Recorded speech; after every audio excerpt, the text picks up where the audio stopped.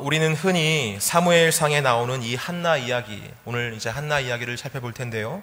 이 한나 이야기를 기도 열심히 해서 아이를 갖게 된 한 여인의 이야기. 그래서 내게 주신 이 은혜에 감사하여 하나님께 아들을 드려 은혜 갚은 여인의 이야기들이라고 생각들을 많이 하십니다. 저도 사실 처음에는 이 이야기를 그렇게 읽었고 그렇게 묵상을 했습니다. 열심히 기도하면 하나님께서 아이를 주시고 그 아이를 하나님께 소원하면 되겠구나. 근데 여러분, 저는 이 말씀 묵상하다가 뭔가 좀 이상한 부분을 발견하게 되었는데요. 왜 한나는 하나님께 바칠 거면서 왜 하나님께 아이를 구했을까? 바칠 거면서 왜 구했을까? 이런 질문들이었습니다. 여러분, 그렇지 않습니까? 자신이 키울 것도 아닌데 왜 아이를 그렇게 원한 것일까요? 어차피 하나님께 드릴 거라면 처음부터 그는 왜 하나님께 아기를 구한 것일까? 한나에게는 브닛나라는 정적이 있었습니다. 그는 한나의 남편이었던 엘가나의 두 번째 부인이었죠. 성경에 보니까 이 브닛나가 아이가 없는 한나를 굉장히 괴롭혔다라고 밝히고 있어요. 자, 그렇다면 한나는 그의 정적 브닛나에게 당한 것이 너무나 서러워서 그에게 본때를 보여주기 위해서 하나님께 힘써 기도한 것일까요? 정말 한나는 브닛나에게 당한 고난이 너무나 힘겨워서 그래서 아들을 달라고 기도했고, 이제 뜻을 이뤘으니 하나님께 나 이제 나의 뜻을 이뤘으니까, 내 마음 다 시원해졌으니까 하나님 그냥 이 아이 주님 가지세요 라고 바친 이야기일까요? 여러분, 이거 너무하지 않습니까? 과연 성경이 그런 정도의 의미를 밝히기 위해서 사무엘상 처음을 한나의 이야기로 시작한 것일까요? 우리는 이 한나의 이야기를 통해서 하나님께서 우리에게 하시고자 하는 진짜 메시지를 들을 수 있어야 합니다. 이것은 단지 기도를 열심히 해서 아이를 얻게 된 어느 한 여인의 이야기로만 치부될 수가 없다는 것이죠. 뭔가 더 깊은 의미가 있다라는 것입니다. 우리는 이 이야기의 참된 의미를 이해하기 위해서 가장 먼저 알아봐야 할 점이 바로 이 사무엘상의 배경, 즉 이 시대적 상황을 먼저 이해를 해야 합니다. 여러분, 사무엘상의 시대는 어떤 시대였나요? 편하게 얘기하시면 됩니다. 사사시대라고 얘기를 하죠. 사사시대. 우리는 이 사사시대를 살펴봐야 되는데요. 이 사사시대를 이해하는 데 있어서 가장 핵심적인 구절이 바로 사사기 21장 25절 가장 끝절에 나와 있습니다. 우리 함께 같이 읽어보도록 하겠습니다. 시작. 그때에 이스라엘의 왕이 없으므로 사람이 각기 자신의 소견에 오른 대로 행하였더라. 사사시대는 한마디로 왕이 없는 시대였어요. 왕이 없는 시대였기 때문에, 즉 다스리는 존재가 없는 때였기 때문에 그들은 각기 자신의 소견에 오른 대로 막 살았던 시대였습니다. 이것이 바로 사사시대였어요. 근데 여러분, 한번 이렇게 질문해 봅시다. 정녕 그때 당시에 이스라엘을 다스리는 왕이 없었을까요? 다시 말해, 그들을 다스리시는 존재가 없었을까요? 있었습니다. 누구십니까? 바로 여호와 하나님이셨죠. 여호와 하나님께서 그들에게 왕 같은 존재가 되어주셔서 그들을 다스리고 계셨고, 출애굽시키셔서 가나안 땅에 정착할 수 있게 해주셨습니다. 그리고 그 가나안에서 어떻게 살아가야 되는지 율법, 법률도 지정해 주셨어요. 물론 여호와 하나님은 이방 나라의 왕들과 다른 방식으로 존재하셨지만 엄연히 하나님은 살아계신 하나님으로 계시며 이스라엘을 다스리시는 왕 같은 존재, 아니 왕 이상 든든하시고 정말 이상적인 그런 존재로 그들과 언제나 항상 함께 하셨습니다. 하지만 그들은 여호와 하나님을 왕으로 모시지 않았죠. 그저 여호와 하나님을 하나의 신으로만 생각했고 그분은 우리의 왕이다라고 생각하지 않았습니다. 왜냐하면 왕이란, 그들에게 있어서 왕이란 이방 나라에서처럼 뭔가 그런 멋진 존재가 말을 달리면서 말 타고 다니면서 그렇게 막 다스리고 뭔가 이렇게 명령하고 뭔가 이렇게 막 걷고 그런 게 왕이라고 생각했던 거예요. 여러분, 사사시대가 이렇게 여호와 하나님을 왕으로 생각하지 않고 자신들의 왕이 없다고 생각하며 각기 옳은 소견대로 살았던 이유가 어디에 있었을까요? 대체 왜 그들은 하나님을 인정하지 않았을까요? 사사기 2장 10절 말씀에 이런 말씀이 있습니다. 우리 함께 그 이유를 한번 볼게요. 읽겠습니다. 시작. 그 세대의 사람도 다 그 조상들에게 돌아갔고 그 후에 일어난 다른 세대는 여호와를 알지 못하여 여호와께서 이스라엘을 위하여 행하신 일도 알지 못하였더라. 알지 못하였더라, 알지 못하였더라 두 번 반복하고 있어요. 누구를 알지 못했다는 것입니까? 여호와 하나님을 알지 못했다는 거예요. 여호와 하나님을 알고 그분께서 어떻게 역사하셨는지 눈으로 직접 봤던 여호수아의 세대, 만나의 세대가 다 죽어버리고, 여호와 하나님을 알지 못하는 세대가 일어났을 때 바로 그때 그들은 여호와 하나님을 왕으로 모시지도 않고 각기 자기의 소견대로, 옳은 소견대로 행하는 그런 세대가 되어버리고 말았다라는 것이 성경이 고발하고 있는 문제입니다.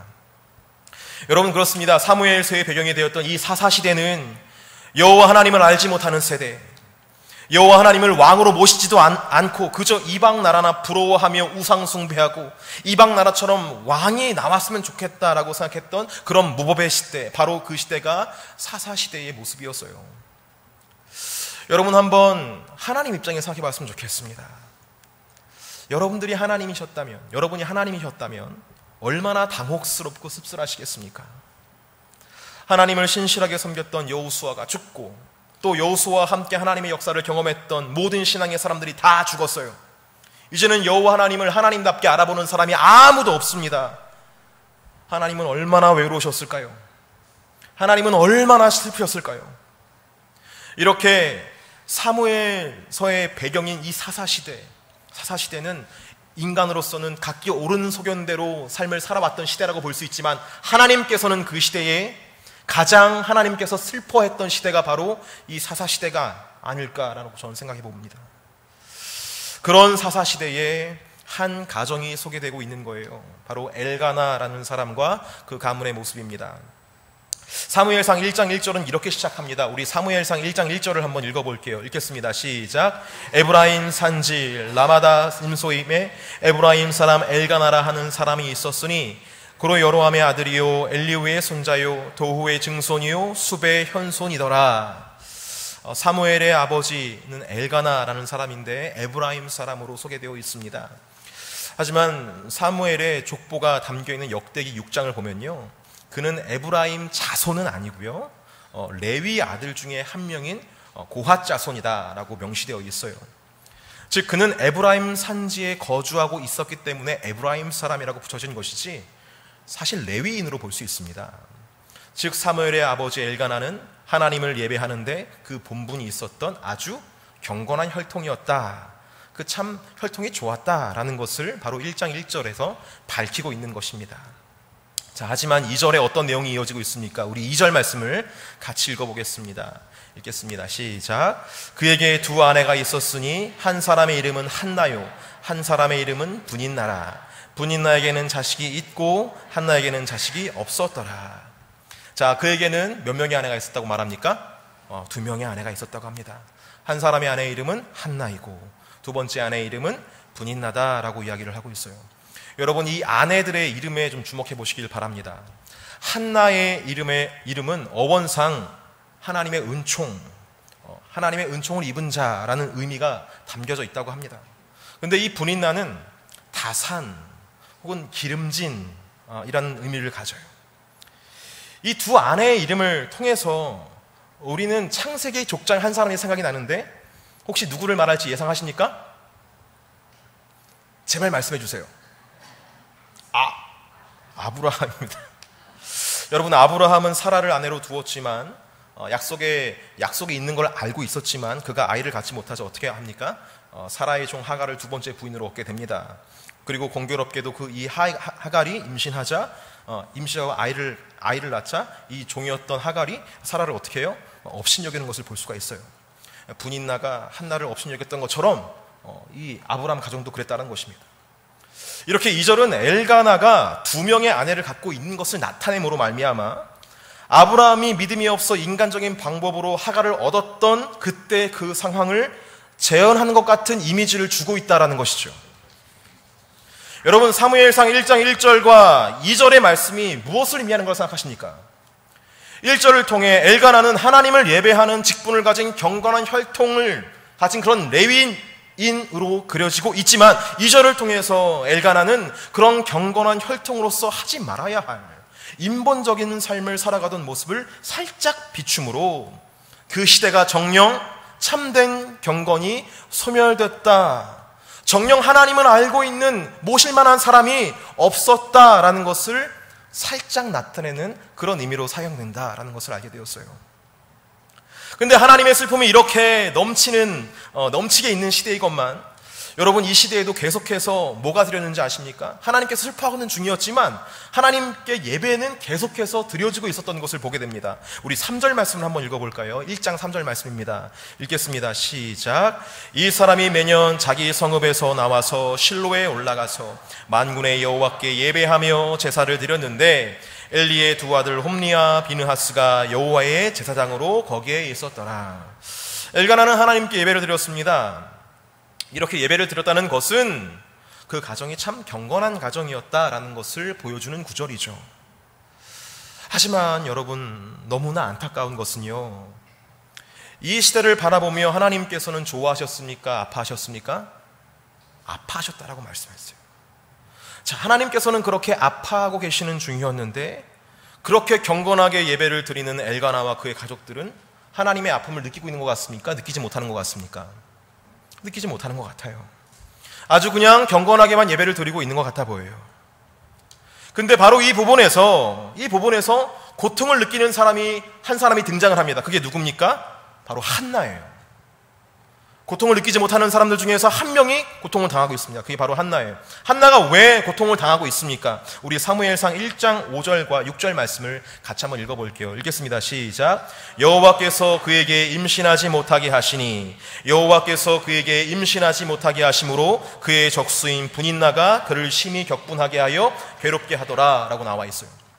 한나는 이 경건한 가족 중에서 유일하게 마음이 아파했던 사람이었어요. 그런데 그를 이렇게 아프게 했던 장본인이 누굽니까? 분인나인 것 같지만 그렇지가 않아요. 5절과 6절에서 계속해서 반복돼서 얘기 나오는 게 뭐냐면 여호와께서 그에게 임신하지 못하게 하셨기 때문에, 여호와께서 그에게 임신하지 못하게 하셨기 때문에 분인나가 그렇게 행동했다라고 말하면서 이 한나를 아프게 한 존재가 바로 여호와 하나님인 것을 아주 명시하고 있는 것을 보게 됩니다. 저는 이 본문들을 이렇게 묵상하면서 하나님의 전적인 섭리 안에서 하나님의 아픔에 동참하고 있는 한 사람을 보게 되었어요. 바로 그가 한나라는 것이에요.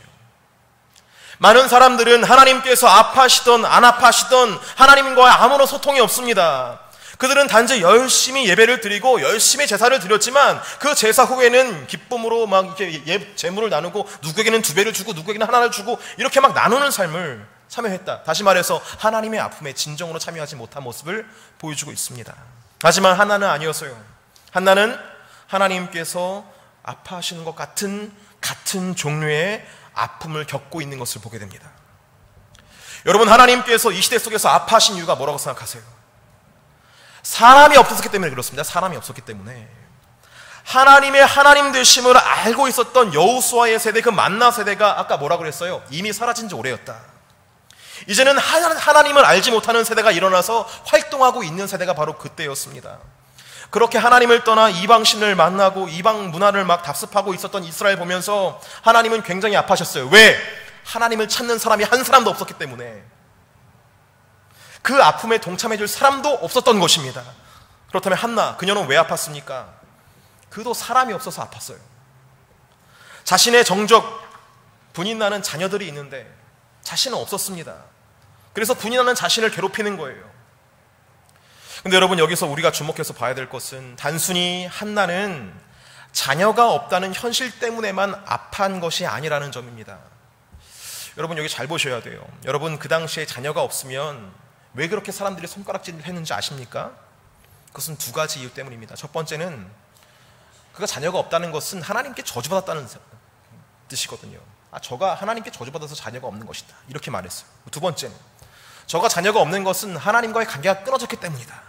그래서 자녀가 없다는 것에 사람들이 막 손가락질하면서 저는 하나님께 저주받은 사람이다, 이런 인식이 팽배했던 시대였어요. 여러분, 다시 말씀드리면 한나는 단순히 자신이 자녀가 없다는 것이 서러워서 아파했던 것이 아닙니다. 그녀는 지금 시대적인 이해, 즉 자녀가 없으면 하나님께 저주받은 것이고 자녀가 없으면 하나님과의 관계가 끊어진 것이라고 여겼던 그때에 내가 정말 하나님과의 관계가 끊어졌나? 내가 정말 하나님께 저주를 받은 것인가? 지금 이 사실에 대해서 너무나 많이 마음이 아파했다라는 것입니다. 여러분, 하나님께서 한나에게 자녀가 없게 하시고 아픔을 주신 후에 그 한나가 기도의 자리로 나오고 있는데요, 그 기도의 자리에서 하나님과 한나는 어떤 대화가 오고 갔을까요? 우리 사무엘상 1장 10절에서 11절까지의 말씀을 같이 한번 읽어보겠습니다. 읽겠습니다. 시작. 한나가 마음이 괴로워서 여호와께 기도하고 통곡하며 서원하여 이르되 만군의 여호와여, 만일 주의 여종의 고통을 돌아보시고 나를 기억하사 주의 여종을 잊지 아니하시고 주의 여종에게 아들을 주시면 내가 그의 평생에 그를 여호와께 드리고 삭도를 그의 머리에 대지 아니하겠나이다. 자, 한나는 마음이 괴로워서 하나님께 기도를 하고 있습니다. 근데 그의 기도의 내용이 이런 걸 볼 수 있어요. 통으로 보는 게 아니라 딱 좀 나눠서 봤으면 좋겠어요. 하나님, 주의 여종의 고통을 돌아보시고 나를 기억하사,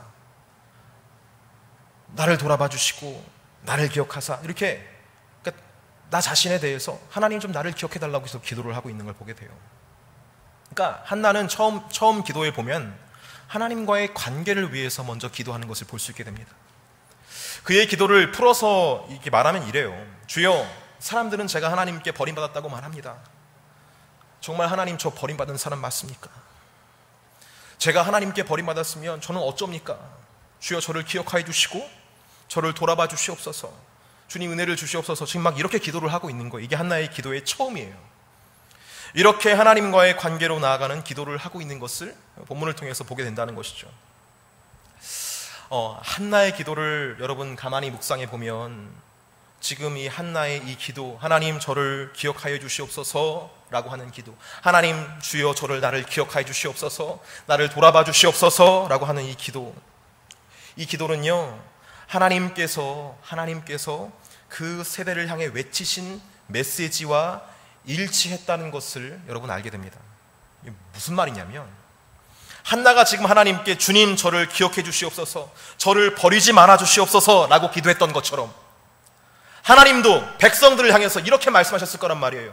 내 백성들아, 나를 버리지 말아다오, 나를 기억해다오 라고 이야기했을 것이란 말입니다. 한나의 아픔과 하나님의 아픔이 여기에서 이렇게 만나게 되는 거예요.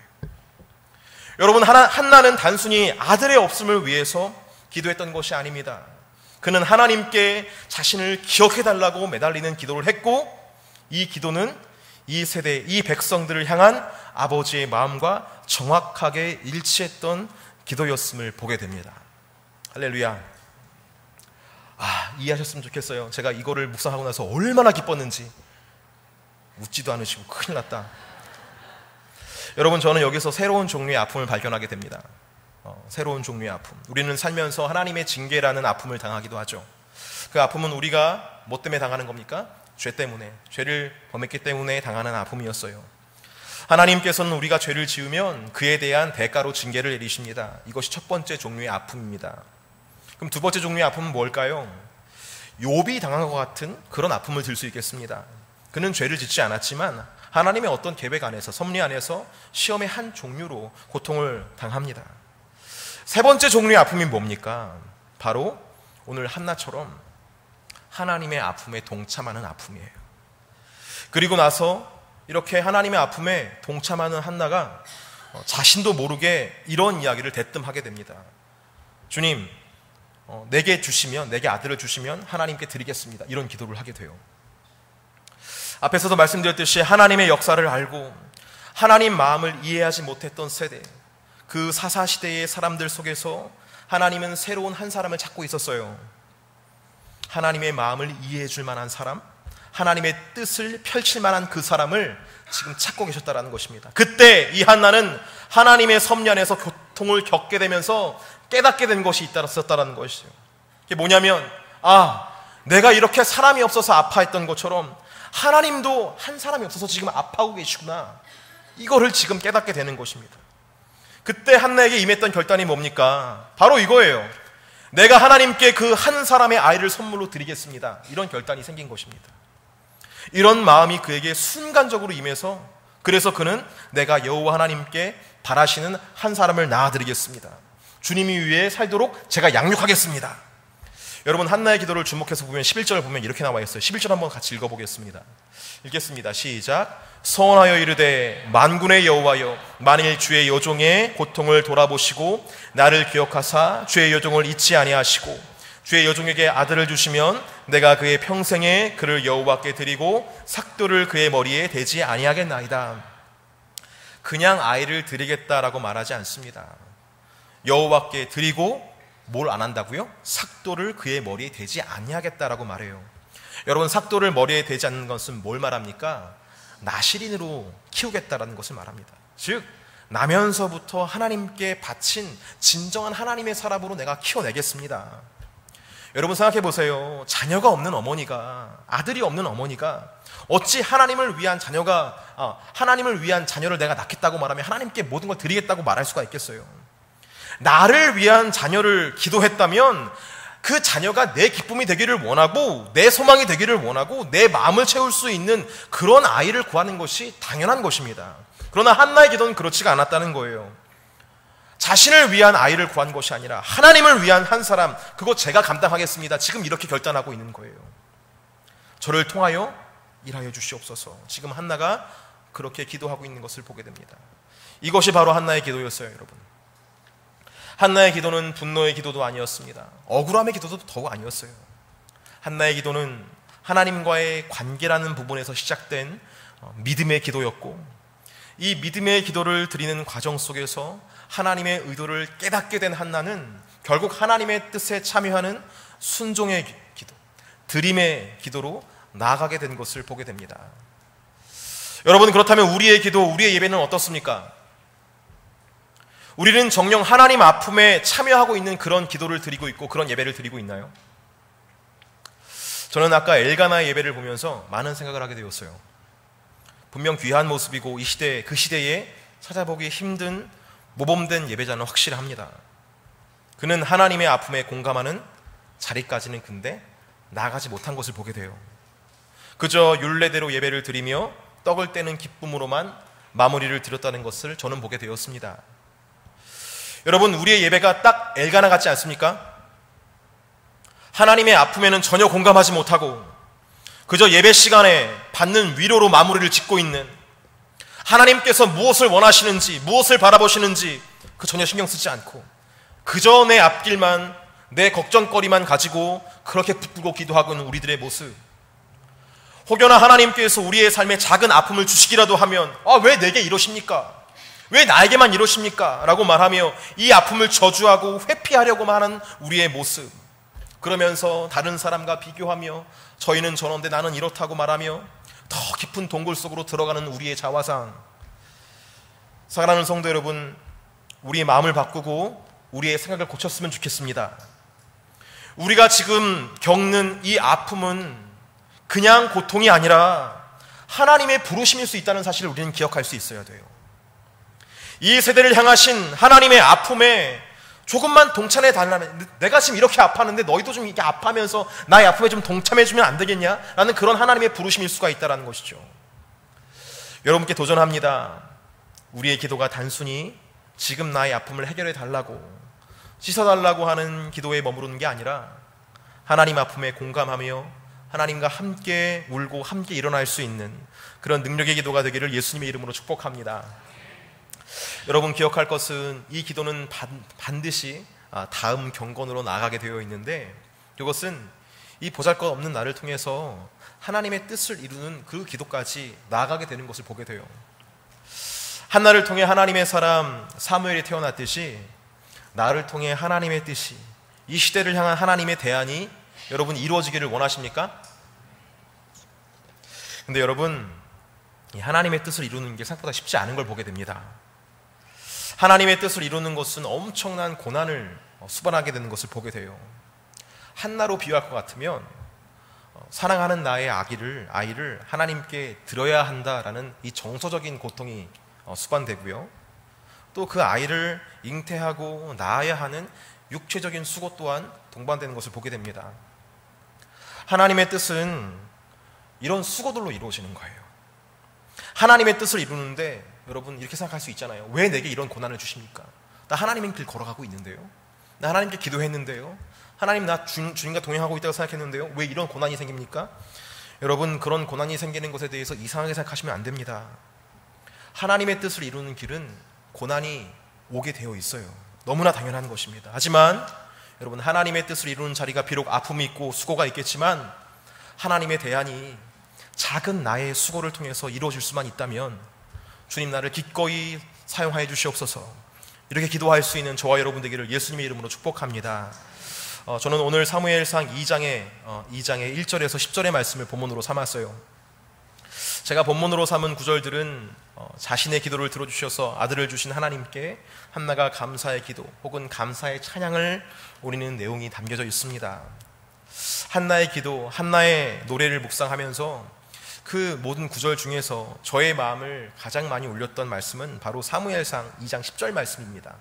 우리 사무엘상 2장 10절 말씀을 한번 같이 읽어볼까요? 읽겠습니다. 시작. 여호와를 대적하는 자는 산산이 깨어질 것이라. 하늘에서 우리로 그들을 치시리로다. 여호와께서 땅끝까지 심판을 내리시고 자기 왕에게 힘을 주시며 자기의 기름 부음을 받은 자의 뿔을 높이시리로다 하니라. 아멘. 한나는 하나님의 은혜 안에서 자신의 뜻을 이루신 하나님께 기도하고 찬양을 하고 있습니다. 그런데 그 내용 중에 놀라운 내용이 나오는데 자기 왕에게 힘을 주시며 자기의 기름 부음을 받은 자의 뿔을 높이시리로다 라고 이야기를 하고 있어요. 여러분, 이때 왕이 있었습니까? 왕이 없었어요. 물론 여호와 하나님이 왕이시지만 진짜 왕이 세움받기 전이었습니다. 근데 한나는 지금 왕에 대한 개념을 가지고 지금 하나님께 찬양을 하는 것을 보게 돼요. 여러분, 이제 한나가 노래하는 왕은 궁극적으로 누굴 말하는 것입니까? 다윗을 얘기하고요, 궁극적으로는 예수 그리스도를 말하는 것이죠. 한나는 하나님의 고통에 동참하는 자에서 하나님의 뜻을 이루는 자가 되었습니다. 그리고 하나님과 함께 같은 곳을 바라보며 이제부터 이루실 하나님의 영광스러운 미래를 하나님과 같은 시선으로 바라보게 되는 그런 영광을 누리게 됐다는 것을 저는 보게 되었다는 거예요. 마치 사도 요한이 예수님의 부르심에 따라서 하늘에 올라가서 보좌 위에 계신 어린 양의 그 영광과 하나님의 보좌의 영광과 장차 이루어질 하나님의 놀라운 역사를 막 두 눈으로 본 것처럼 이 한나는 비록 지금은 어두운 사사시대로 진행되겠지만 자신이 낳은 이 시대에 대한 사무엘과 그 사무엘이 세운 다윗으로 인해서 그리고 그 다윗의 혈통으로 나실 예수 그리스도를 통해서 완벽하게 모든 것들이 이루어질 영광의 미래를 바라보면서 이 시간 찬양을 하고 있는 것입니다. 여러분, 항상 그런 기도를 많이 합니다. 주님 보기를 원합니다. 저도 사도 바울처럼, 저도 사도 요한처럼 주님의 영광을 볼 수만 있다면 너무나 좋겠습니다. 여러분, 이렇게 기도하십니까? 그럼 먼저 주님의 아픔부터 공감하는 자리로 나아가시기를 바랍니다. 주님의 대안을 낳는 그 수고의 자리로 나아갈 수 있는 저와 여러분 되기를 바랍니다. 우리의 고난은 그저 고난으로 끝나는 것이 아니라 오늘 말씀의 한나처럼 장차 이루실 하나님의 영광을 바라보는 자리까지 하나님께서 인도하실 줄 믿습니다. 지금 고난을 두려워하지 마시고 이 고난을 통해서 하나님 마음을 충만하게 아실 수 있는 저와 여러분 되기를 예수님의 이름으로 축복합니다.